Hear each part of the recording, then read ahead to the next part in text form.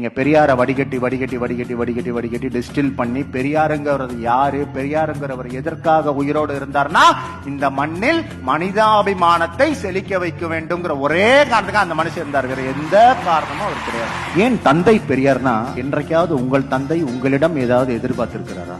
உலகத்திலேயே மக்களிடம் எதிர்பார்க்காமல் கடைசி வரை தன்னிடம் இருப்பதை மட்டுமே மக்களுக்கு கொடுத்து கொடுத்து கொடுத்து செத்த ஒரு தலைவன் இருக்காருன்னா தலைவர் பெரியார் மட்டும்தான். கலைஞர் முதல்வராக இருக்கும் போது தமிழ் வழி கல்வி வருது. அப்ப பெரியாருக்கு ஒரு பயம், இந்த பாப்பான்லாம் இங்கிலீஷ் படிச்சுட்டு வெளிநாட்டுக்கு எல்லாம் போயிருவானே, நம்ம பிள்ளைங்க மட்டும் தமிழ் படிச்சுட்டு தமிழ்லயே உட்கார்ந்து இருக்க போதுங்கன்னு பெரியாருக்கு உண்மையிலேயே பயம் இருக்கு. ரொம்ப வருத்தப்பட்டு ஒரு லெட்டர் எழுதுறாரு. எனக்கு வயதாகி விட்டது, நான் இன்னும் எத்தனை நாள் இருப்பேன் என்று தெரியவில்லை, உங்களை எல்லாம் அனாதைகளாக விட்டு விட்டு போக போகுது. இந்த நிலைமையில தமிழ் வழி கல்வியை கலைஞர் கொண்டு வந்திருக்கிறார்.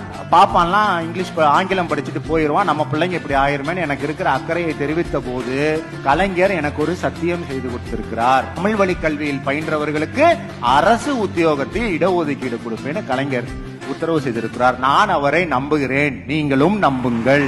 இது எப்படி ஒரு லெட்டர் பாருங்க.